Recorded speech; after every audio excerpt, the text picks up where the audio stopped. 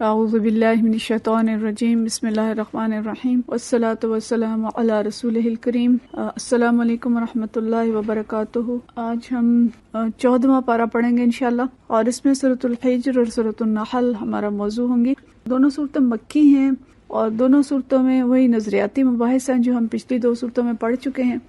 اور اللہ تعالیٰ مختلف دلائل سے انسان کو آخرت، توحید اور رسالت پہ ایمان کی طرف متوجہ کرتے ہیں۔ اس میں تاریخی مثالیں بھی ہیں اور اس میں آیات انفس و انفاق کا ذکر بھی کیا گیا ہے۔ تو سورۃ الحجر سے مراد قوم سمود ہے۔ حجر ان کا مرکزی شہر تھا، اس لیے اس کا نام الحجر رکھا گیا۔ اور سورہ کے آغاز میں اللہ تعالیٰ نے فرمایا کہ یہ کھول کھول کر بیان کر دینے والی کتاب ہے، یعنی جس میں مضامین بہت واضح طریقے سے بیان کیے گئے ہیں، اور عنقریب وہ وقت آ جائے گا کہ اسلام قبول نہ کرنے والے پچھتائیں گے، یعنی اسلام کے غلبے کی بشارت دی گئی اور کافروں کو ہلاکت کی طرف متوجہ کیا گیا کہ یہ لوگ پچھتائیں گے اس چیز پہ۔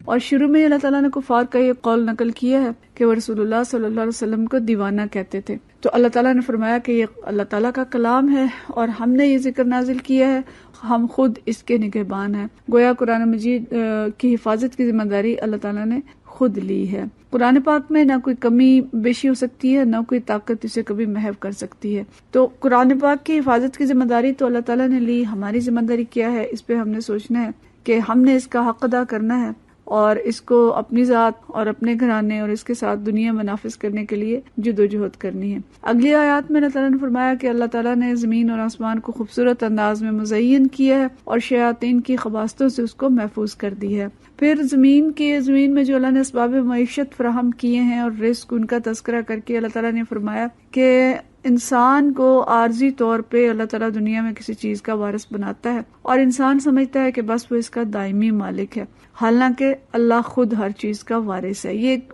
بہت ہی اہم آیت ہے، اس پہ اگر ہم غور کریں کہ جب سے انسان دنیا میں آیا ہے ہر شخص کہتا ہے یہ زمین میری ہے، یہ گھر میرا ہے، اور ایک مرحلے پہ لڑائیاں ہوتی ہیں، اور زمین ایک ایسی چیز ہے اور دنیا کی چیزیں ایسی ہیں کہ جن پہ انسان لڑتے اور مرتے ہیں، اور ہر نسل آ کے پیسے دے کے زمین کو خریدتی ہے اور پھر وہ چھوڑ کے چلی جاتی ہے، اور پھر اگلی نسل آتی ہے اور پھر وہ خریدتی ہے، اور اس طرح سے نسل در نسل ہر شخص یہ سمجھتا ہے کہ ہم اس کے وارث ہیں، لیکن اللہ فرماتا ہے کہ نحن الوارثون۔ یہ بہت بڑا دھوکہ ہے جو انسان کھاتا ہے کہ ہم مالک ہیں، ہم مالک نہیں ہیں، ہر چیز ہمارے پاس ایک امانت ہے، اور اللہ فرماتا ہے کہ وارث تو ہم ہیں۔ تو ہمیں اس اللہ کی اس وراثت کو اس کے حکم کے مطابق استعمال کرنا ہے۔ پھر اس کے بعد اگلی آیات میں دوبارہ قصہ آدم و ابلیس بیان کیا گیا، اور ابلیس کو قیامت تک مہلت دینے کے بعد یہ فیصلہ سنایا گیا کہ اللہ کے حقیقی بندوں پر اس کا کوئی بس نہیں چلے گا، اور جو شیطان کے پیروکار بنیں گے تو ان کا ٹھکانہ جہنم ہوگا اور اس کے 7 دروازے ہوں گے۔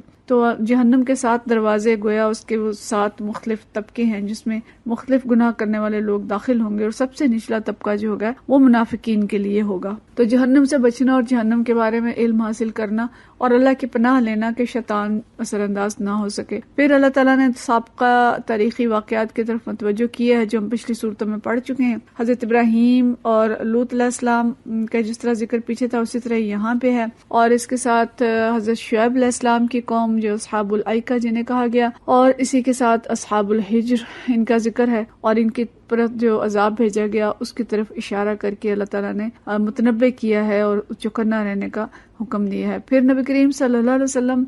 پر جو انعام اللہ تعالیٰ نے فرمایا، آیت نمبر 87 میں اس کا ذکر ہے۔ اللہ نے فرمایا کہ ہم نے آپ کو 7 ایسی آیتیں دے رکھی ہیں جو بار بار دہرانے کے لائق ہیں، اور آپ کو قرآن عظیم عطا کیا ہے۔ بار بار دہرائی جانے والی آیتوں سے مراد سورۃ الفاتحہ ہے۔ اور ساتھ ہی اللہ نے فرمایا کہ آپ متاع دنیا کی طرف آنکھ اٹھا کر بھی نہ دیکھیں، ہم نے ان میں سے مختلف لوگوں کو جو کچھ دیا ہے یہ عارضی ہے۔ تو قرآن پاک کی قدردانی کرنا اور عظیم نعمت جو اللہ تعالیٰ نے دی ہے اس کو صحیح طرح سے استعمال کرنا، اور دنیا کے مال کی طرف توجہ نہ دینا کہ یہ اس کے مقابلے میں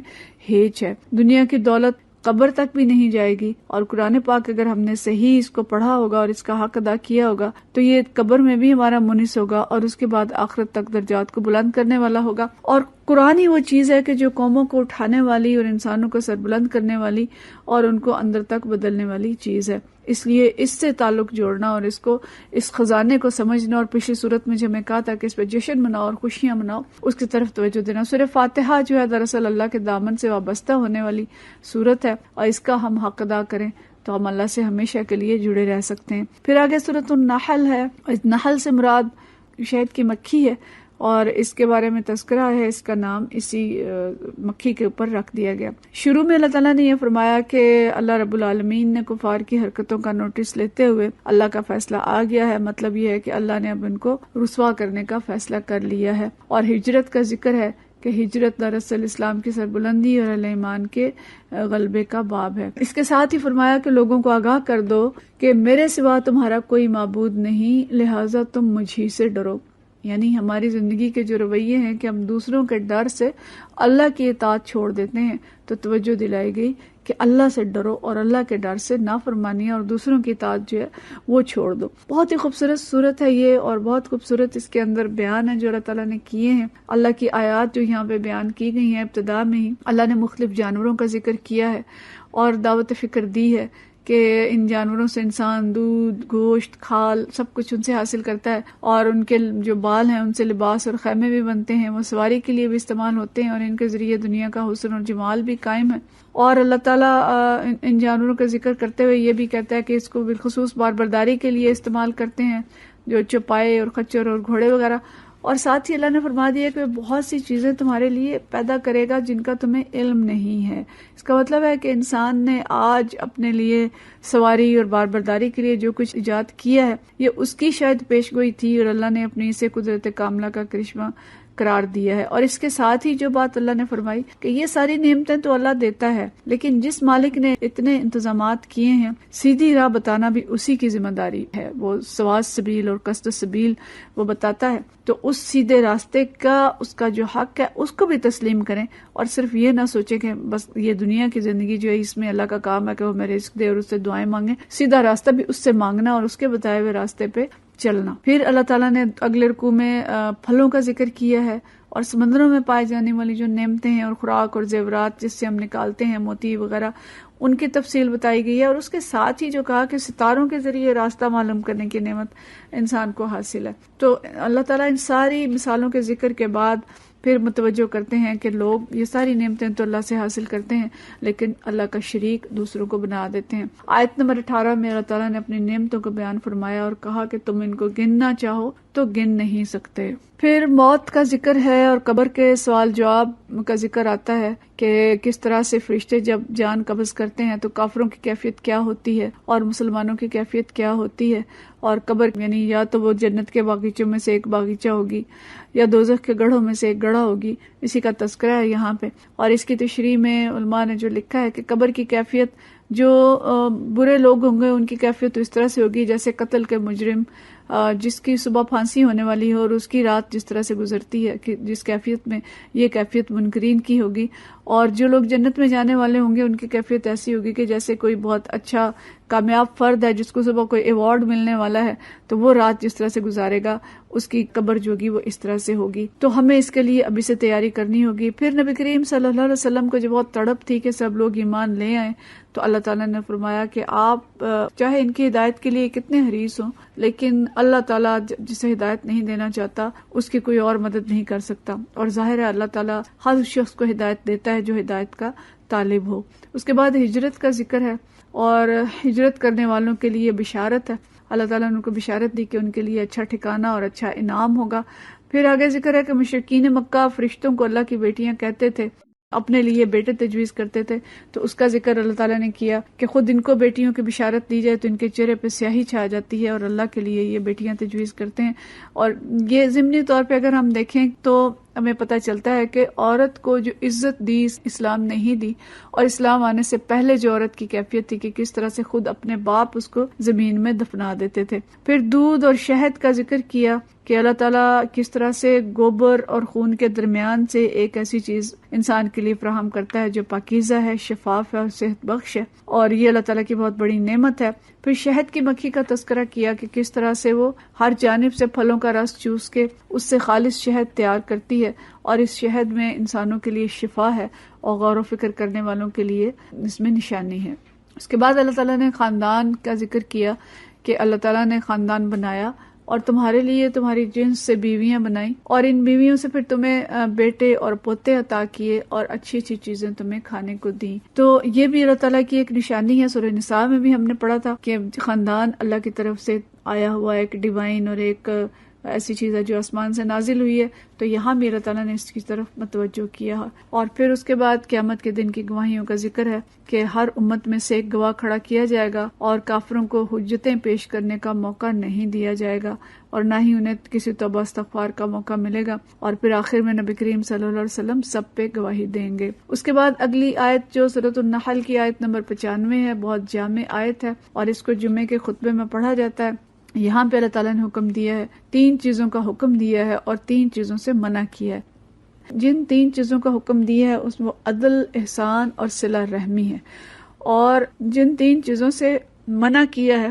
وہ فحشاء اور منکرات اور اللہ کی جو حدود ہیں ان سے تجاوز کرنا اور ایک دوسرے پہ دست درازی کرنا. تو یہ ایسی 6 چیزیں ہیں کہ جو 3 چیزیں جن کا حکم دیا ہے یہ معاشرے کے لیے، معاشرے کی اصلاح کے لیے اور معاشرے کو بہترین رکھنے کے لیے، اس میں حسن پیدا کرنے کے لیے ضروری ہیں. اور جن 3 چیزوں سے منع کیا ہے یہ معاشرے کے اندر فساد پیدا کرنے والی چیزیں ہیں اور انسان کو تباہی کی طرف لے کے جانے والی چیزیں ہیں. اس کے بعد آیت نمبر 94 اور 95 میں ایفائے عہد پر زور دیا ہے اور ایک مثال کے ذریعے انسانوں کو اللہ تعالیٰ کے ساتھ کیے ہوئے عہد اور انسانوں کے درمیان جو عہد ہیں ان کو پورا کرنے کی طرف متوجہ کیا ہے. آیت نمبر 96 بہت ہی خوبصورت آیت ہے جس میں یہ بتایا گیا ہے کہ نیک عمل کرنے والوں کو اللہ تعالیٰ حیات طیبہ بسر کرائیں گے، یعنی پاکیزہ زندگی بسر کرائیں گے. تو نیک عمل اگر ہوں گے، ایمان ہوگا اور نیک عمل ہوں گے تو اس کے نتیجے میں اطمینان بھری زندگی ہوگی، محبتوں اور نعمتوں بھری ہوگی اور نیک اور صالح خاندان اس سے وجود میں آئیں گے اور نیکی پر مبنی زندگی ہوگی جو حیات طیبہ جس کو اللہ تعالیٰ کہتا ہے. اور آج ہم بہت سے ایسے گھرانے دیکھتے ہیں الحمدللہ، اور اسلامی دنیا میں ایسے گھرانے پائے جاتے ہیں جو اللہ کے احکام پہ چلتے ہیں اور پاکیزہ زندگی بسر کر رہے ہیں، اور یہاں میاں بیوی ہیں یا ساس بہو یا والدین اولاد سب ایک دوسرے کا خیال رکھنے والے اور اللہ کی اطاعت اور فرما برداری کرنے والے، اور اللہ ان کی حفاظت کرنے والا ہے. تو یہ بہت بڑی بشارت ہے ان لوگوں کے لیے جو اپنے خاندانوں کو اور اپنے گھرانوں کو اچھا رکھنا چاہتے ہیں. آیت نمبر 97 میں حکم دیا گیا کہ قرآن پڑھنے لگو تو شیطان مردود سے اللہ کی پناہ مانگ لیا کرو. شیطان کا سارا زور اس بات پہ ہوتا ہے کہ پڑھنے والا ہدایت نہ حاصل کر سکے. وہ وسوسے اور شکوک و شبہات ڈالتا ہے، اور اگر